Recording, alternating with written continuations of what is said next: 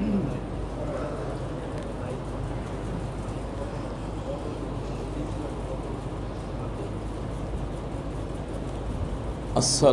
আলাইকুম ওয়া রাহমাতুল্লাহি ওয়া বারাকাতুহু।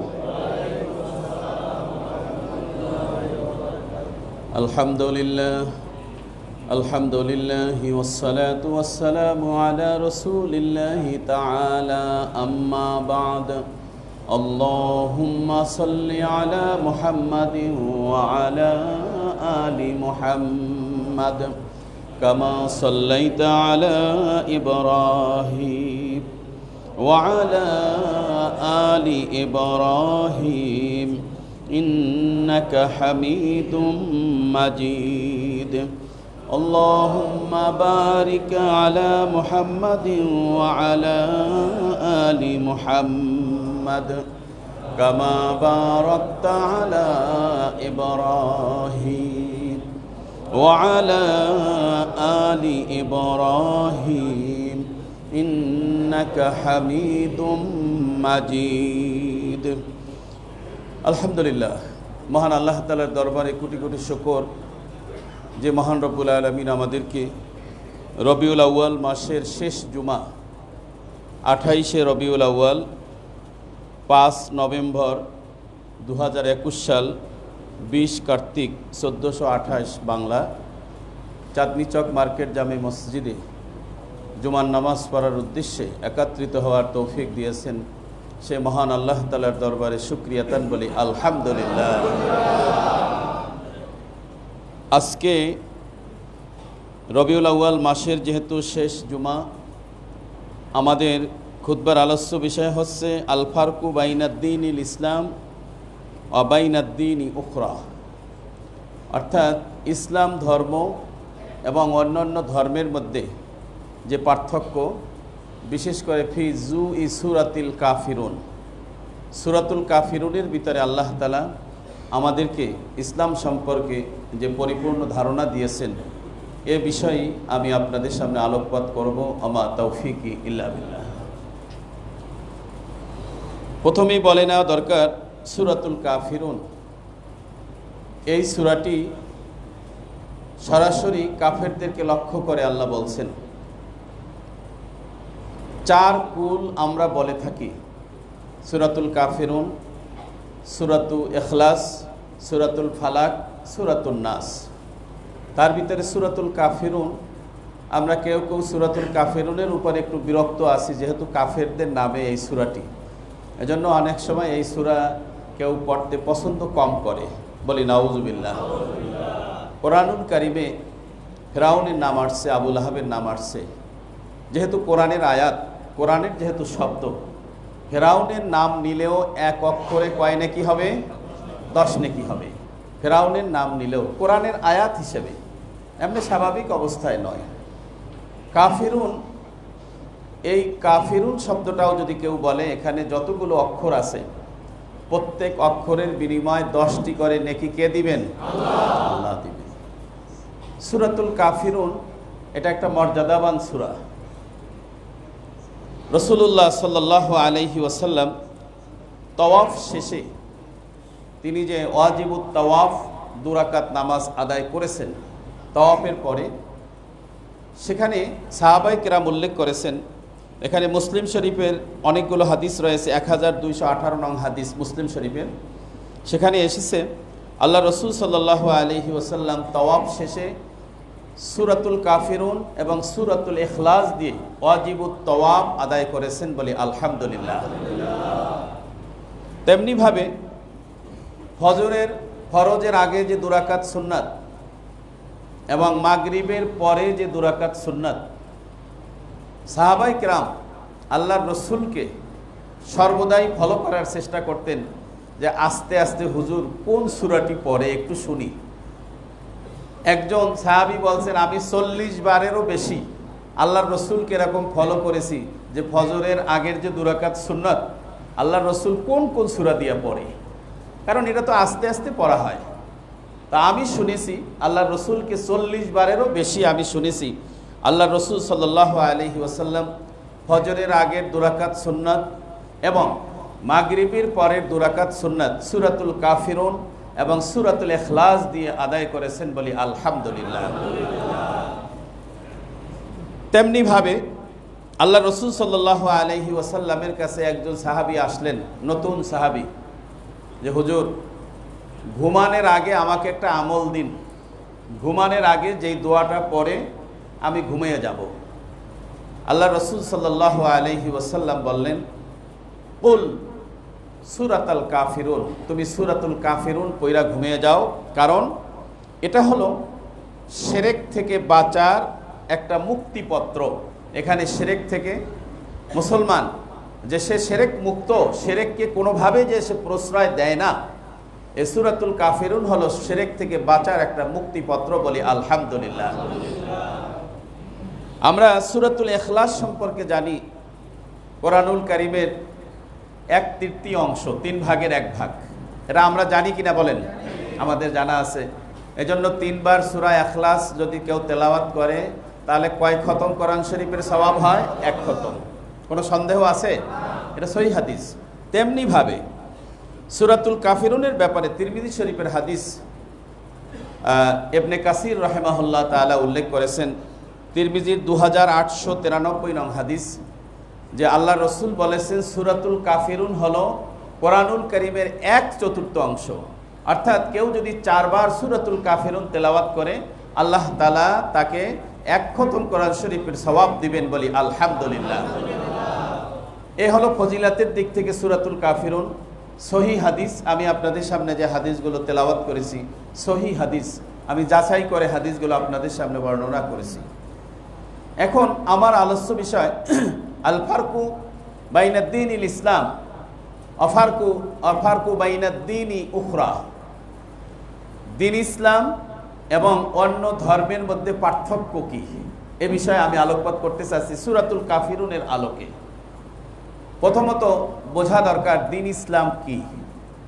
দ্বীন ইসলাম হলো মহান আল্লাহ তাআলা কর্তৃক প্রেরিত কোরআনুল কারীম নাজিলের মাধ্যমে যার শুরু, এবং কোরআনুল কারীম নাজিল ও শেষ, দ্বীন ইসলামও ওই পর্যন্ত পরিপূর্ণতা লাভ করে, যেটা জিবরাইল আলাইহিস সালামের মাধ্যমে মুহাম্মদুর রাসূলুল্লাহ সাল্লাল্লাহু আলাইহি ওয়াসাল্লামের কাছে মহান আল্লাহ তাআলা দীর্ঘ 23 বছর বসে আল্লাহর রসুলের জীবনের সকল বিষয়, মা ফাররাতনা ফিল কিতাবি মিন শাই, এই কিতাবের ভিতরে এমন কিছু নাই দুনিয়াবি আখেরাতি যেটা আল্লাহ বর্ণনা করেন নাই, বলি সুবহানাল্লাহ। মা ফাররাতনা ফিল কিতাবি মিন শাই, এটা এমন কিতাব, সগীরাতান ওয়ালা কাবীরাতান, ছোট বড় জাহিরি বাতিনি কোনো কিছুই বাদ যায় নাই যেটা এই কোরআনুল কারীমের ভিতরে আল্লাহ বর্ণনা করেননি, বলি সুবহানাল্লাহ। এই কোরআনের মাধ্যমে এই দ্বীন ইসলামের শুরু। এই কোরআনকে মহান আল্লাহ তাআলা দ্বীন ইসলামের একটি গাইড হিসাবে, একটি গঠনতন্ত্র হিসাবে, মুসলমানদের গঠনতন্ত্র হিসাবে, যে মুসলমান তার জীবনটা সে কোনভাবে গঠন করবে, মহান আল্লাহ তাআলা এই কোরআনুল কারীম নাজিল করেছেন। এবং এই কোরআনুল কারীমের চরিত্রের সাথে যতটুকু চরিত্র মিলবে সেটুকুই হলো দ্বীন ইসলাম, এবং যতটুকু মিলবে না সেটাই হলো বদ্দিন, অন্য দিন, অন্য ধর্ম। কথাটা এজন্য স্পষ্ট করা দরকার যে ধর্ম হিসাবে ইসলামকে মেনে নিলেও ইসলামের বিধানকে অনেকে মেনে নিতে চায় না। আছে কিনা এমন লোক? বলেন, ইসলামের বিধান মেনে নিতে চায় না। তারা মনে করে যে ধর্ম আর রাজনীতি সম্পূর্ণ আলাদা, এরকম একটা কথা কিন্তু আমাদের সমাজে প্রচলিত আছে। কিন্তু আমি যেটা দেখতে পেলাম, কোরআনুল কারীম খুললেই দেখি রাজনীতি। এর কারণ কি? এর কারণ হলো, দেখেন, হিন্দু ধর্ম, অন্যান্য যত ধর্ম আছে, আপনি হিন্দু ধর্মের দিকে আমরা একটু পার্থক্যটা করি। সেই ধর্মের অনুসারী যারা রয়েছেন তাদের কিন্তু ওই রকম আমাদের কোরআনুল কারীমের মতো কোনো গঠনতন্ত্র তাদের মানতে হয় না। তাদের বেদের ভিতরে, বেদ তাদের একটা গ্রন্থ, সেটার ভিতরে কিছু নিয়ম কানুন বলে দেওয়া হয়েছে পূজা করার।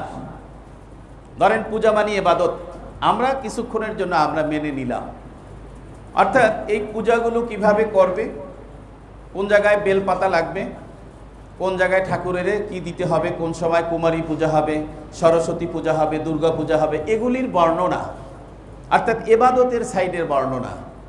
কিন্তু তাদের ধর্মগ্রন্থে রাষ্ট্র পরিচালনার কোনো কথা কিন্তু ওই ধর্মগ্রন্থে নাই। এটা কিন্তু পরীক্ষিত কথা। এখন যদি বলা হয় যে বাংলাদেশ কোরআন দিয়ে পরিচালিত হোক, আর ইন্ডিয়া হিন্দু যেহেতু সেখানে বেশি, হিন্দু ভাইয়েরা যেহেতু সেখানে বেশি, তাদের ধর্ম দিয়ে ইন্ডিয়া পরিচালিত হোক, কিন্তু সেটা পারবে না। কারণ তাদের ধর্মটাকে ওইভাবে, তাদের ধর্মকে ওইভাবে পরিপূর্ণতা দেওয়া হয়নি, ইসলামকে যেইভাবে পরিপূর্ণতা দেওয়া হয়েছে। এজন্যই তো বলা হয়েছে কমপ্লিট কোড অফ লাইফ, জীবনের সকল থেকে একেবারে সকল পর্যন্ত, মানে প্রথম থেকে শেষ পর্যন্ত সকল বিষয়, খুঁটিনাটি বিষয়গুলো এই কোরআনুল কারিমে কে নাজিল করেছেন?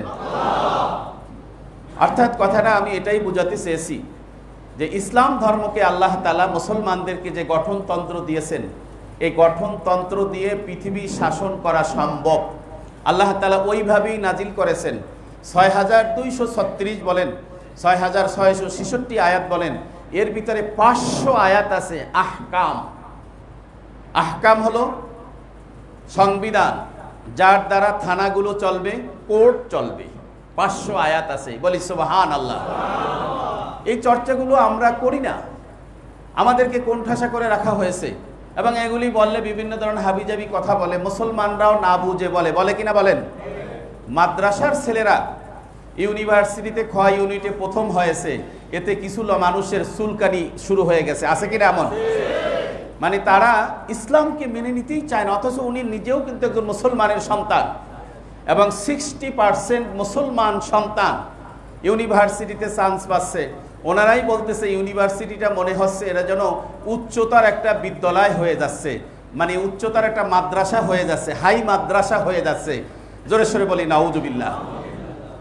এই ইউনিভার্সিটি শুরু হয়েছে আরবি বিষয় দিয়ে, ফার্সি বিষয় দিয়ে, আপনারা জানেন কিনা? ঢাকা ইউনিভার্সিটির প্রথম যে সাবজেক্ট আরবি সাবজেক্ট, এই আরবি সাবজেক্ট দিয়ে ঢাকা ইউনিভার্সিটি শুরু হয়েছে, এবং এখানে যারা এই ইউনিভার্সিটি প্রতিষ্ঠায় যারা ছিলেন, তারা ছিলেন একেবারে পাক্কা মুসলমান, বলি আলহামদুলিল্লাহ। এজন্য আরবি বিষয় দিয়ে শুরু হয়েছে। আজকে যারা বড় বড় বুলি দেয়, বড় বড় কথা বলে, যেখানে মাদ্রাসার ছাত্ররা এত বেশি ঢোকে কেন, আসে কেন, এত বেশি চান্স পায় কেন, আপনারা তথ্য নিয়ে দেখেন যে মাদ্রাসার ছেলেরা যেভাবে ওস্তাদকে সম্মান জানিয়ে আনুগত্য করে পড়াশোনা করে, স্কুল কলেজ ইউনিভার্সিটিতে সেগুলি করা হয় না, ঠিক কিনা বলেন? সেখানে ওস্তাদকে মাইরা ড্রেনে ফেলে দেয়। আর অন্যদিকে মাদ্রাসাগুলিতে দেখবেন ওস্তাদের জন্য টয়লেটে যাওয়ার বদনা নিয়ে ছাত্র দাঁড়িয়ে থাকে। ওস্তাদের স্বাস্থ্য খারাপ হয়েছে, অসুস্থ হয়েছে, তার হাত পা চেপে দিচ্ছেন, তার খেদমত করতেছেন, মাথায় তেল দিয়ে দিচ্ছেন। এই দৃশ্য মাদ্রাসায় আছে কিনা বলেন? সেখানের ছাত্ররা ওস্তাদের কথা বেশি মানে, এই জন্য সেখানে কিন্তু 60% আমাদের মুসলমানের সন্তানরা, মাদ্রাসার শিক্ষার্থীরা বেশি পাচ্ছে। আরেকবার বলি আলহামদুলিল্লাহ। আমরা চাই এই 60% নয়, এই সমস্ত স্কুলগুলো আর মাদ্রাসাগুলো মিলে একটা প্রতিষ্ঠান হয়ে গিয়ে আমাদের এই মাদ্রাসা শিক্ষা এবং স্কুল শিক্ষার যে একটা ভেদাভেদ করে রাখা হয়েছে, এখানে একটা বিশাল পার্থক্য করে রাখা হয়েছে। আগে ইউনিভার্সিটিতে ভালো সাবজেক্টগুলিতে মাদ্রাসার কোনো ছাত্রদের ভালো সাবজেক্ট দেওয়া হইতো না, যেমন বাংলা, ইংলিশ, জার্নালিজম, আইআর, এই সমস্ত সাবজেক্টে মাদ্রাসার ছাত্রদেরকে চান্স দেওয়া হইতো না, বলতো ওরা ইংরেজি পড়ছে 100 নম্বরের। এখন মাদ্রাসায়ও 200 নম্বরের ইংলিশ করা হয়েছে। মাদ্রাসার 1 থেকে মাস্টার্স পর্যন্ত যেই বিষয়গুলো পড়া হয় জেনারেল, স্কুল কলেজে একই বিষয় পড়ানো হয়। এইটার নাম হলো মাদ্রাসা বোর্ড, আর ওইটা হলো স্কুল বোর্ড। কিন্তু অঙ্কের মধ্যেও কোনো পার্থক্য নাই, ইংলিশেও কোনো পার্থক্য নাই, আইসিটির ভিতরেও কোনো পার্থক্য নাই। একই কারিকুলামে মাদ্রাসার ছাত্ররা, স্কুলের ছাত্ররা পড়াশোনা করে তারা ভালো রেজাল্ট করতেছে, বলি আলহামদুলিল্লাহ। আমার ভাইয়েরা, আল্লাহ তাআলা এই দিনকে, এই ইসলামকে পরিপূর্ণ করেছেন এইভাবে যে এই দিন ইসলাম দিয়ে সারা পৃথিবী শাসন করেছেন মুহাম্মদুর রাসূলুল্লাহ সাল্লাল্লাহু আলাইহি ওয়াসাল্লাম। খোলাফায়ে রাশিদিনও শাসন করেছেন পৃথিবীকে। সুতরাং অন্যান্য ধর্মের ভাই যারা রয়েছেন তাদের কাছে কিন্তু আমাদের দাওয়াত দেওয়াও দরকার। আমরা কথায় কথায় বলি লাকুম দীনুকুম ওয়ালিয়া দিন, এ দিয়ে বুঝাইতে চাই, এরকম কিছু লোকে বুঝাইতে চায় যে আমি যেটা ইসলাম পালন করতেছি এটাও আল্লাহ কর্তৃক স্বীকৃত, তুমি যেটা পালন করতেছো ওটাও আল্লাহ কর্তৃক স্বীকৃত, এরকম একটা কিন্তু ভাব তারা ওখানে ধরে, ঠিক কিনা বলেন? এটা জায়েজ নাই। কারণ মহান আল্লাহ তাআলা সূরাতুল কাফিরুনে যে বিষয়গুলো বলে আসছেন সেই বিষয়গুলো আমাদের বোঝা দরকার।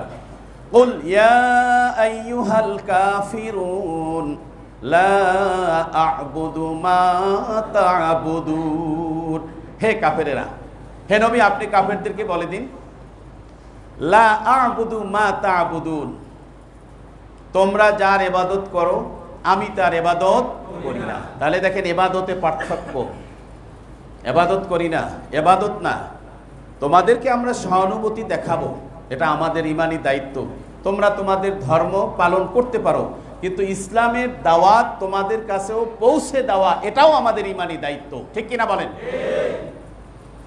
লা আ'বুদু মা তা'বুদুন, তোমরা যার ইবাদত করো আমি তার ইবাদত করি না।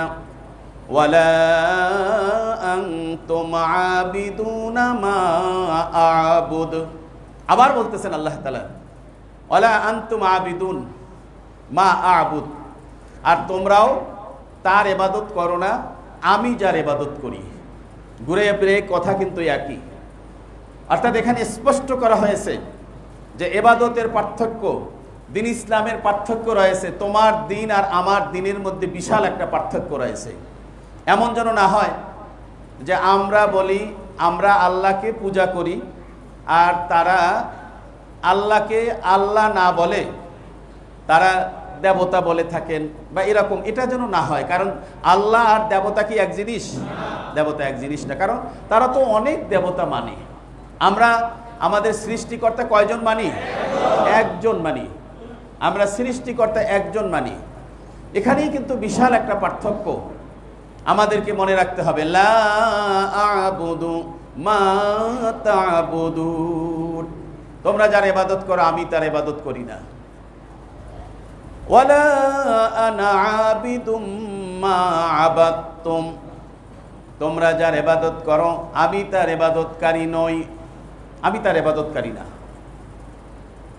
ওয়ালা আনতুম আবিদুনা মা আ'বুদ, আর তোমরা ওয়ালা আনতুম আবিদুনা, তোমরাও ইবাদতকারী নও, মা আ'বুদ, আমি যার ইবাদত করি। অর্থাৎ আল্লাহ আর গড বলেন দেবতা বলেন পার্থক্য আছে কিনা বলেন? অনেকে খাতিল করার জন্য বলে ভাই একই জিনিস। কিরকম? তোমরা তো মূর্তির সামনে মাথা নত করো আর মুসলমান তো কাবা ঘরের সামনে গিয়ে মাথা নত করে। বলি নাউজুবিল্লাহ, নাউজুবিল্লাহ। এই কারণে বলতেছি, আমরা কি কাবাকে সেজদা করি না কাবার মালিককে সেজদা করি? কাবার মালিককে আমরা সেজদা করি। আমাদের এখানে বিশাল একটা পার্থক্য রয়েছে। এজন্য আমরা আমাদের ইবাদতটাকে স্পষ্ট করে নেওয়া দরকার যে আমরা কি করতেছি। আমাদের দ্বীন ইসলাম সম্পর্কে অনেকেরই ধারণা নেই, পরিপূর্ণ ধারণা নেই, যার ফলে যেই সময় যা ওনার বুঝে ধরে সেই ধরনের কথাবার্তা মানুষের কাছে প্রকাশ করে। আছে কিনা এমন বলেন? মহান আল্লাহ তাআলা এই যে সূরাতুল কাফিরুনের যে লাকুম দীনুকুম ওয়ালিয়া দিন, সর্বশেষ আয়াত, লাকুম দীনুকুম, তোমাদের দিন তোমাদের জন্য, ওয়ালিয়া দিন, আর আমার জন্য আমার ধর্ম। অর্থাৎ তোমাদের ধর্ম এবং আমাদের ধর্মের মধ্যে কোনো মিল নাই, সম্পূর্ণ আলাদা বিষয়, সম্পূর্ণ আলাদা বিষয়। সূরাত ইউনূসের ৪১ নম্বর আয়াতে মহান আল্লাহ তাআলা এই লাকুম দীনুকুম ওয়ালিয়া দিন বোঝার জন্য মুফাসসিরিন কেরাম উল্লেখ করেছেন যে এই আয়াতগুলি এই আয়াতের ব্যাখ্যা করে। কোরআনুল কারীম বোঝার জন্য আমাদেরকে এক আয়াতকে বুঝতে আর এক আয়াত আমাদের ব্যবহার করতে হবে, শরণাপন্ন হতে হবে। সূরাত ইউনূসের ৪১ নম্বর আয়াতে আল্লাহ বলতেছেন, ওয়াইন কাযযাবুকা ফাকুল লি আমালি ওয়া লাকুম আমালুকুম। ওয়াইন কাযযাবুকা, তারা যদি আপনাকে যদি মিথ্যা প্রতিপন্ন করে, আপনার এই দ্বীন ইসলাম যদি না মানে, তাহলে ফাকুল, আপনি তাদেরকে বলে দিন, লি আমালি, আমার জন্য আমার আমল, আমি যতটুকু করব অতটুকু আমি পাবো, বলি আলহামদুলিল্লাহ। ওয়ালাকুম আমালুকুম, আর তুমি যতটুকু আমল করবে এইটা তুমি পাবে, আমি যতটুকু আমল করব এতটুকু আমি পাবো। তেমনিভাবে সূরাতুল কসাসের 55 নম্বর আয়াতে এই লাকুম দীনুকুম ওয়ালিয়া দ্বীনের ব্যাখ্যা আল্লাহ তাআলা এভাবে করেছেন, লানা আমালুনা ওয়ালাকুম আমালুকুম, আমাদের জন্য আমাদের আমল, তোমাদের জন্য তোমাদের আমল। সূরাত ইউনূসের 104 নম্বর আয়াতে আল্লাহ বলতেছেন, কুল ইয়া আইয়ুহান নাস ইন কুনতুম ফি শাক্কিম মিন দীনি ফালা আ'বুদুল্লাযীনা তা'বুদুনা মিন দুনিল্লাহ ওয়ালাকিন আ'বুদুল্লাহাল্লাযী ইয়াতাওয়াফফাকুম ওয়া উমিরতু আন আকুনা মিনাল মুমিনিন। আল্লাহ বলতেছেন, কুল ইয়া আইয়ুহান নাস, হে নবী আপনি সকল মানুষদেরকে বলে দিন, ইয়া আইয়ুহান নাস, হে মানব সকল। মানব সকল বলতে যেখানেই বলা হয়েছে সেখানে মুসলমান এবং অন্য অন্য ধর্মের ভাইদেরকেও কিন্তু বলা হয়েছে। এটা আল্লাহ তাআলার পক্ষ থেকে একটা দাওয়াত। ইন কুনতুম ফি শাক্কিম মিন দীনি, আমার দিনের ব্যাপারে তোমাদের যদি কোনো সন্দেহ থাকে, শাক্কুন শক, যে আমার দিনটা বোধহয় সহি না, আল্লাহ প্রদত্ত নয়, এরকম যদি তাদের মনের মধ্যে কোনো সন্দেহ থাকে, ফালা আ'বুদুল্লাযীনা তা'বুদুনা মিন দুনিল্লাহ, আপনি তাদেরকে জানাইয়া দিন তোমরা আল্লাহকে বাদ দিয়ে যার ইবাদত করো, আমি মুহাম্মদ সাল্লাল্লাহু আলাইহি সাল্লাম তার ইবাদত আমি কখনোই করি না। কে বললেন কথাটা? আল্লাহ বলতেছেন, ওয়ালাকিন আ'বুদুল্লাহাল্লাযী ইয়াতাওয়াফফাকুম, আমি ওই আল্লাহর ইবাদত করতেছি যে আল্লাহ তোমাদের সকলকে মৃত্যু দান করেন। মৃত্যু কে দান করেন? আল্লাহ। অমুসলিমদেরকেও মৃত্যু আল্লাহ দান করেন। ইসলামের বিষয়টা যেন এমন না হয় যে ইসলাম নষ্ট হয়ে যাচ্ছে আর আমরা সবাই মিলে খালি আফসোস করব। আফসোস পর্যন্ত সীমিত থাকলে হবে না, আমাদের বাস্তবায়ন করতে হবে। উদাহরণটা আমরা যদি এভাবে দেই যে চাঁদনী চক মার্কেটের সামনে একটা বড় গর্ত, ধরেন ম্যানহোলের গর্ত, এই যে অনেক সময় ম্যানহোলের ঢাকনা নিয়ে যায় না চোরেরা, দেখছেন আপনারা? ম্যানহোলের ঢাকনা প্রায় কিন্তু দামি ঢাকনা থাকে না, খুলে নিয়ে যায়। এখন চাঁদনী চক মার্কেটের সামনে আমরা একটা উদাহরণ দিচ্ছি আর কি, একটা গর্ত, অনেক বড় গর্ত। সেই গর্তের ভিতরে অনেক মানুষ অ্যাক্সিডেন্ট করতে পারে, সম্ভাবনা আছে কিনা বলেন? যেহেতু হাজার হাজার মানুষ এখান দিয়ে চলাফেরা করে, যে কোনো সময় অ্যাক্সিডেন্ট করতে পারে। এখন চাঁদনী চক মার্কেটে সবাই মিলে আফসোস করতেছে, হায় হায় এত বড় গর্ত এখানে, এইটা তো ঠিক করা দরকার। সবাই আফসোস করতেছে, সবাই মসজিদে এসে আফসোস করতেছে, এত বড় গর্ত তো ঠিক করা দরকার। কিন্তু গর্ত ঠিক করার উদ্যোগ যদি কেউ না নেয়, কিয়ামত পর্যন্ত শুধু আফসোসই করে যাবে, গর্ত কি আর সারা হবে? ইসলামের অবস্থাটা ঠিক তদ্রূপ। আমরা ইসলামের জন্য খুব আফসোস করতেছি, কোরআনের জন্য খুব আফসোস করতেছি, কিন্তু ইসলাম বাস্তবায়নের জন্য ওই গর্তের মধ্যে যে একটা ম্যানহোল এনে লাগিয়ে দিতে হবে, এই কষ্টটুকু আমরা করতে চাই না, ঠিক কিনা বলেন? আমাদের এই অবস্থা থেকে ফিরে আসতে হবে। শুধু আফসোস পর্যন্ত ঠিক থাকলে হবে না, আমাদেরকে বাস্তবায়ন করতে হবে। আমাদের ইসলামের দাওয়াত অমুসলিম ভাইদেরকে দিতে হবে, কারণ এই অমুসলিম ভাইরা আমাদের বিরুদ্ধে কিয়ামতে আপিল করবে যে আল্লাহ আমরা তো ইসলামের দাওয়াত পাই নাই, বলবে। আমরা এখন তাদের সাথে মিলেমিশে চলে যাচ্ছি, কিন্তু তাদেরকে তো আমরা দাওয়াত দিচ্ছি না। আপনার পাশের ভাইটি অমুসলিম, তাকেও তো আপনি দাওয়াত দিচ্ছেন না। আমরা কেউ পদক্ষেপ গ্রহণ করছি না, শুধু আফসোস করেই যাচ্ছি, আর গর্তের জায়গায় গর্ত থেকেই যাচ্ছে, ঠিক কিনা বলেন? আমাদেরকে এই অবস্থা থেকে ফিরে আসতে হবে। মহান আল্লাহ বলতেছেন, উমিরতু আন আকুনা মিনাল মুমিনিন, আমাকে আদেশ করা হয়েছে আমি যেন মুমিন হই। অর্থাৎ মুমিন কাকে বলা হয়? মুমিন বলা হয় মুখেও যেরকম সে স্বীকার করবে, সে দিলে সেটাকে বিশ্বাস করবে, আর গর্তের মধ্যে ওই মাটি দিয়ে গর্তটাও সে পূরণ করবে, অর্থাৎ বাস্তবায়ন করবে। তিনটা জিনিস থাকবে মুমিনের ভিতরে। কয়টা জিনিস থাকবে? ইকরার বিল লিসান, মুখে সে স্বীকার করবে। তাসদিক বিল জিনান, অন্তর দিয়ে সেটাকে সে সত্যায়ন করবে। আমল বিল আরকান, ওই যেটা সে মুখে স্বীকার করেছে, যেটা দেল দিয়ে সে সত্যায়ন করেছে, সেটাকে সে কাজে বাস্তবায়ন করবে। এর নাম হলো ঈমান। আমরা বলি ঈমান মানে তো বিশ্বাস, আমি তো বিশ্বাস করি, নামাজ পড়া লাগবে বিশ্বাস করি, কিন্তু নামাজ পড়তে আসতে চাই না।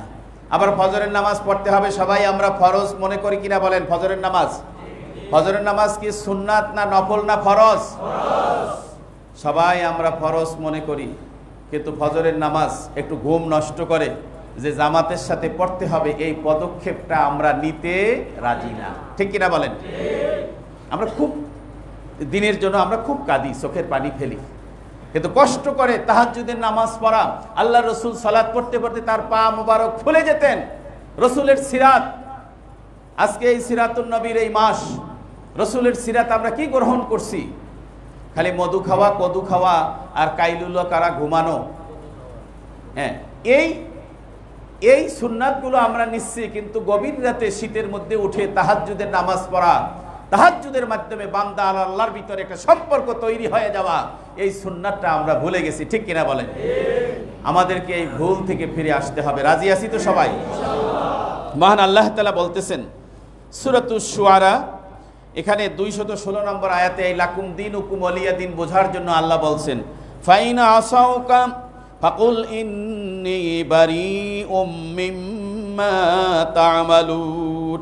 হে নবী, ইন আসাউকা, আপনাকে যদি তারা না মানে, আপনি যে দিনের দাওয়াত দিচ্ছেন এটা যদি তারা না মানে, ফাকুল, আপনি বলে রাখুন, ইন্নী বারিউম মিম্মা তা'মালুন, কিয়ামতের দিন তোমরা যে এই নাফরমানি করলে, তোমরা যে ইসলামের দাওয়াত গ্রহণ করলে না, এজন্য যে শাস্তি তোমাদেরকে দেওয়া হবে, ওই শাস্তির দায়ী আমি মুহাম্মদ সাল্লাল্লাহু আলাইহি সাল্লাম হব না। আপনি স্পষ্টভাবে জানাইয়া দেন, কারণ আপনার দাওয়াত তাদের গ্রহণ করা কর্তব্য। যারা দাওয়াত গ্রহণ করলো না, কিয়ামতে আপনি এজন্য দায়ী হবেন না। বলি সুবহানাল্লাহ। কত স্পষ্টভাবে আল্লাহ রসুলকে উদ্বুদ্ধ করেছেন যে আপনি আপনার চেষ্টাটুকু করে যান। তেমনি ভাবে সূরাতুস সাবা, সাবার 26 নম্বর আয়াতে আল্লাহ বলতেছেন, কুল ইয়াজমাউ বাইনানা রাব্বুনা সুম্মা ইফতাহু বাইনানা বিল হাক্কি ওয়া হুয়াল ফাত্তাহুল আলিম। হে নবী, আপনি তাদেরকে জানিয়ে দিন যে আজমাউ বাইনানা, আমাদের রব আমাদেরকে ইজতিমা করবেন, একত্রিত করবেন, উঠাবেন। কোথায়? কিয়ামতের ময়দানে। কোথায়? কিয়ামতে আমাদেরকে একত্রিত করবেন। আমরা মুসলমান যারা, আমরাও উঠব, তোমরা যারা অন্য ধর্মের আছো তারাও উঠবে। আজমাউ বাইনানা সুম্মা ইফতাহু বাইনানা, অতঃপর আমাদের রব আমাদের মাঝে এটাকে ফয়সালা করে দিবেন, বিচার আচার হবে যে তোমরা এতদিন না মেনে তার কি শাস্তি তোমরা পাবা, আর আমরা এতদিন মেনেছি তার জন্য কি যাজা পাবো, এটার ফয়সালা কে করবেন? আল্লাহ। বাইনানা বিল হাক্কি ওয়া হুয়াল ফাত্তাহুল আলিম। এই পৃথিবীতে শ্রেষ্ঠতম ফয়সালাকারী একমাত্র কে?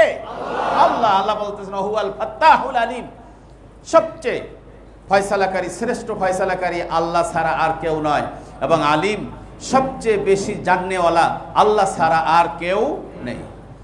দেখেন আমার ভাইরা, কোরআনুল কারীম এর আয়াতগুলো যদি আমরা তেলাওয়াত করি, দেখেন কোরআনুল কারীমে এসেছে চোরের বিচার কিভাবে করতে হয়। কোরআনুল কারীমে এসেছে দেশের বিরুদ্ধে যদি কেউ ষড়যন্ত্র করে তাহলে তার বিচার কিভাবে করতে হয়। কোরআনুল কারীমে এসেছে মানুষকে যদি কেউ হত্যা করে তাহলে তার বিচার কিভাবে করতে হয়। এগুলো কোরআন শরীফে আছে কিনা বলেন? আমি একটা আয়াত তেলাওয়াত করি, শেষ করছি আমার আলোচনা। সূরাতুল মায়েদার 33 নম্বর আয়াত। কত নম্বর আয়াত? 33 নম্বর আয়াত। আপনারা বাসায় গিয়েও দেখবেন। মহান আল্লাহ তাআলা বলতেছেন, ইন্নামা জাযাউল লাযীনা ইউহারিবুনাল্লাহা ওয়া রাসূলাহু ইন্নামা জাযাউল লাযীনা ইউহারিবুনাল্লাহা ওয়া রাসূলাহু ওয়া ইয়াসআউনা ফিল আরদি ফাসাদা। যারা আল্লাহ এবং আল্লাহর রসুলের বিরুদ্ধে আচরণ করে, তাদের বিরুদ্ধে যুদ্ধ করার পরিকল্পনা করে, সংগ্রামে লিপ্ত হয় আল্লাহর বিরুদ্ধে, আল্লাহর রসুলের বিরুদ্ধে, তাদের শাস্তি হলো, যাজা হলো, প্রতিদান হলো। আল্লাহ বলতেছেন ওয়ায়াসআউনা ফিল আরদি, আরেকটা হলো এই পৃথিবীতে, এই জমিনে যারা ফিতনা ফাসাদ সৃষ্টি করে বেড়ায়, সন্ত্রাস করে বেড়ায়, জমিনকে যারা অশান্তি করে, আল্লাহ বলতেছেন ফাসাদান আই ইউকাত্তালু আও ইউসাল্লাবু, তাদের শাস্তি হলো যে তাদেরকে কতল করা হোক, আও ইউসাল্লাবু, অথবা তাদেরকে শুলে চড়াইয়া তাদেরকে মৃত্যুদণ্ড দেওয়া হোক। কার কথা? সূরাত মায়েদার 33 নম্বর আয়াত। আও ইকত্তাউ আও ইসাল্লাবু আও তুকত্তা আইদিহিম, তাদের হাত কেটে দাও। ওয়া আরজুলুহুম মিন খিলাফিন, বিপরীত দিক থেকে, অর্থাৎ ডান হাত কাটলে বাম পা কাটো, আবার ডান পা কাটলে বাম হাত কাটো, বিপরীত দিক থেকে তাদের হাত পা কেটে দাও। এটা সংবিধান। যারা দেশের বিরুদ্ধে ষড়যন্ত্র করবে, দেশের মধ্যে যারা ফাসাদ সৃষ্টি করবে, আল্লাহ তাআলা তাদের জন্য এই শাস্তি ঘোষণা করেছেন। অর্থাৎ এর দ্বারা আমি বুঝাতে চেয়েছি, কোরআনুল কারিমে কিন্তু আমাদের পৃথিবী কেমনে চলবে এই সংবিধান দেওয়া আছে, বলি আলহামদুলিল্লাহ।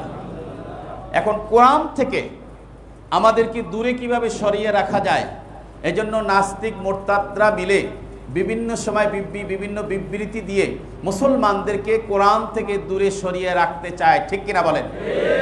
আমার ভাইয়েরা, আল্লাহ বলতেছেন আও ইউনফাউ মিনাল আরদ, অথবা তাদেরকে এই দেশ থেকে বহিষ্কার করো, এই দেশে থাকার তারা অধিকার নাই। যারা এই দেশের বিরুদ্ধে ষড়যন্ত্র করে, যারা এই দেশে ফাসাদ সৃষ্টি করে, অশান্তি সৃষ্টি করে, তাদেরকে এই দেশ থেকে তোমরা বহিষ্কার করো, এটা আল্লাহর বিধান। যালিকা লাহুম খিজিয়ুম ফিদ দুনিয়া, এটা হলো দুনিয়ার শাস্তি। ওয়ালাহুম ফিল আখিরাতি আযাবুন আলীম, আর আখিরাতে রয়েছে তাদের জন্য যন্ত্রণাদায়ক শাস্তি। কে বলছেন? আল্লাহ। এটা এই শাস্তি আমরা মনে করতে পারি দুনিয়ায় ফাঁসি দেওয়া হয়ে গেছে, ফাসাদ সৃষ্টি করছে, এখানেই বোধহয় শেষ হয়ে গেল, না। এটা হলো দুনিয়ার শাস্তি। আর আখিরাতে কিন্তু তাদের জন্য আরো বড় শাস্তি কিন্তু অপেক্ষা করতেছে, যন্ত্রণাদায়ক শাস্তি। আমার ভাইয়েরা, ইসলাম ধর্ম এবং অন্যান্য ধর্মের ভিতরে এটাই একটা মৌলিক পার্থক্য, যে ইসলাম ধর্মটা হলো পরিপূর্ণ। আপনার বিবাহ শাদী থেকে শুরু করে ব্যবসা বাণিজ্য, হালাল হারাম, আপনার সব বিষয় এই কোরআনুল কারীমের ভিতরে কে বর্ণনা করেছেন? আল্লাহ বর্ণনা করেছেন। কিন্তু অন্য কোনো ধর্ম আপনি পাবেন না। হ্যাঁ, যেই সকল ধর্ম আল্লাহ প্রদত্ত, যেমন আহলে কিতাব যারা ইহুদি এবং খ্রিস্টান, কিন্তু তাদের অবস্থা হলো সেই তাওরাত এবং ইনজিল সেটাকে কিন্তু বিকৃত করা হয়েছে।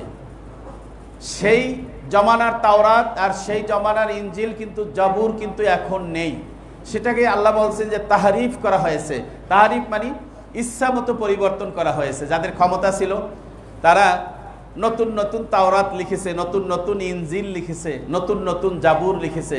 তার ভিতরে তাদের বিরুদ্ধে যেটা যায় ওইটাকে বাদ দিয়া নতুন পৃষ্ঠায় নতুন কাগজে সুন্দর করে উপস্থাপন করেছে, বলি নাউজুবিল্লাহ।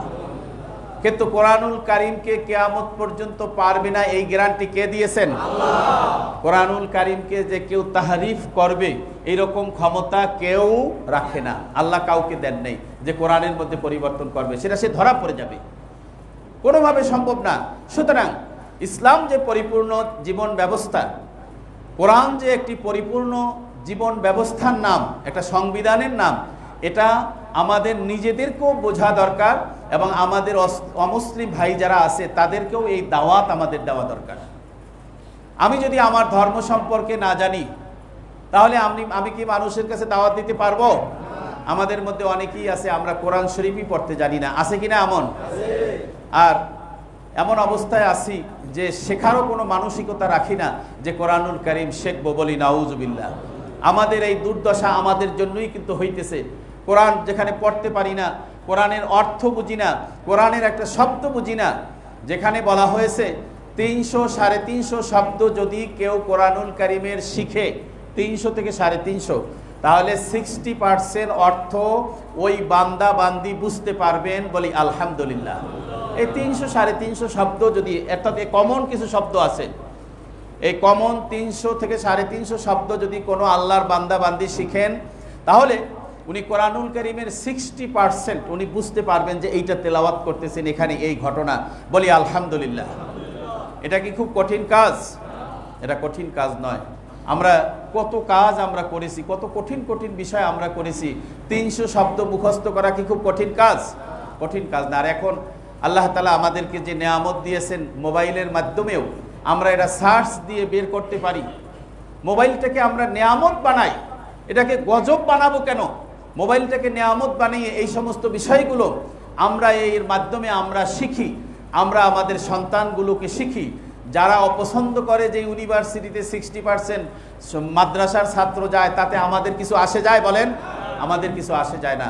বরং আমরা আরও বেশি করে 60 না, ওখানে 100% যেন মুসলমানের সন্তানরা যেন ওখানে পড়াশোনা করতে পারে, ওখানে যেন ভালো করতে পারে, এই উদ্যোগ আমাদেরকে নিতে হবে বলি আলহামদুলিল্লাহ।